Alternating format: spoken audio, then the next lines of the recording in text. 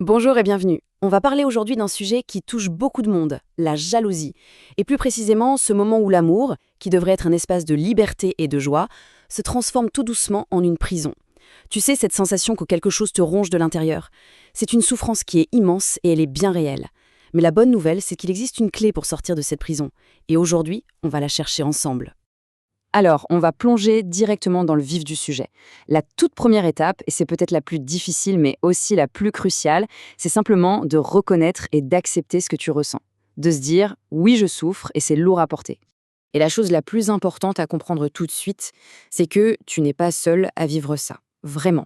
Ce que tu ressens, ce n'est pas un caprice, ce n'est pas un défaut de caractère. Il faut voir la jalousie différemment. Non pas comme une fatalité, mais plutôt comme un signal d'alarme. Le signal qu'une blessure bien plus profonde a besoin de ton attention. Ok, mais alors, comment on sait? Comment savoir si on a juste ressenti une petite pointe de jalousie normale ou si on est en train de basculer dans quelque chose de plus destructeur? C'est ce qu'on va voir maintenant. On va faire la différence et surtout identifier les signaux qui, eux, ne trompent pas. Regarde bien la différence, elle est fondamentale. D'un côté, tu as la jalousie naturelle. C'est une émotion humaine, normale, qui montre qu'on tient à l'autre. En général, c'est passager et c'est lié à un événement bien réel. Mais de l'autre côté, on a la jalousie maladive. Et là, on change complètement de registre. Ça devient une obsession. Les pensées tournent en boucle. Ça n'a même plus besoin de faits réels pour exister. Ça se nourrit tout seul avec des scénarios catastrophes que tu imagines. Et concrètement, dans la vie de tous les jours, ça donne quoi? Eh bien, ça peut se manifester de plein de manières. Fouiller le téléphone de l'autre en secret, passer des heures à analyser le moindre like sur les réseaux sociaux, sentir une vague d'angoisse monter parce que l'autre a 5 minutes de retard, parfois même provoquer une dispute juste pour tester sa réaction. C'est ce genre de signe qui montre que la jalousie a pris le dessus. Bon, maintenant qu'on a vu les symptômes, on va creuser un peu. Parce que le point le plus important, il est là. La jalousie, en fait, c'est juste la partie visible de l'iceberg. Le vrai problème est ailleurs. L'image de l'iceberg est parfaite pour ça. En surface, ce qu'on voit, ce sont les crises, le besoin de contrôle, la surveillance. Mais tout ça, c'est juste la conséquence. Si on plonge sous l'eau, on découvre la cause, la vraie racine du problème. Souvent, c'est une peur panique de l'abandon et une très faible estime de soi. Le vrai problème, ce n'est pas le couple, c'est la relation que tu as avec toi-même. Et cette racine, elle est soutenue par 3 grands piliers invisibles. Le premier, c'est cette fameuse peur de l'abandon qui vient souvent de très loin, de l'enfance. Le deuxième, c'est le manque d'estime de soi, cette petite voix intérieure qui te murmure sans arrêt que tu n'es pas assez bien, pas assez aimable. Et le troisième, ce sont les schémas insécures, ces sortes de réflexes de méfiance qui se déclenchent automatiquement dans tes relations. Et ces 3 piliers, ils créent un piège terrible, un véritable cycle vicieux. Ça commence avec la peur initiale d'être abandonné. Pour te rassurer, tu vas contrôler, surveiller.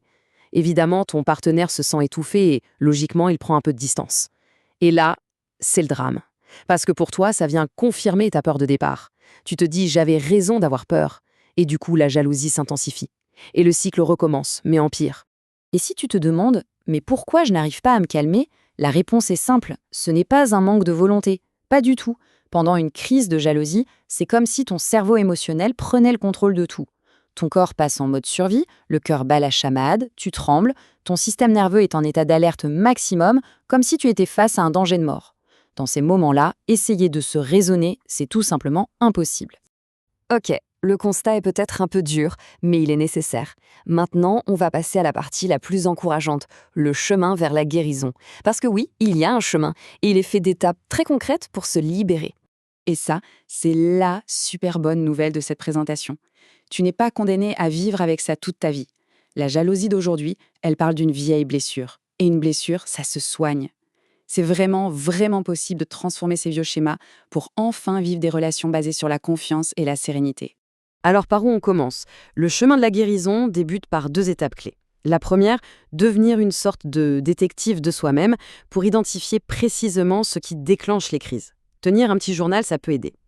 La deuxième, apprendre à calmer la tempête intérieure, à réguler son système nerveux avec des outils simples mais puissants comme la respiration ou le FT pour ne plus être complètement submergé par l'émotion. Une fois que tu as des outils pour gérer l'urgence des crises, on peut aller travailler en profondeur. L'étape suivante, c'est d'aller guérir la blessure d'origine, cette fameuse peur de l'abandon.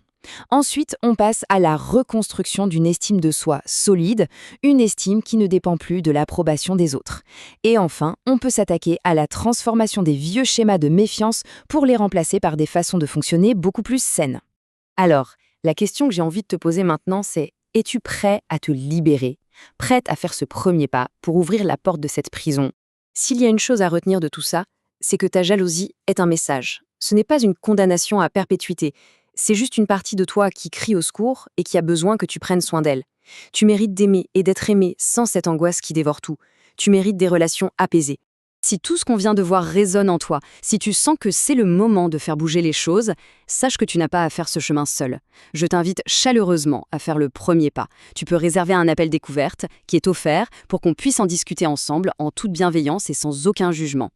Tout est sur le site www.adeline-du6paolini.com. Prends bien soin de toi.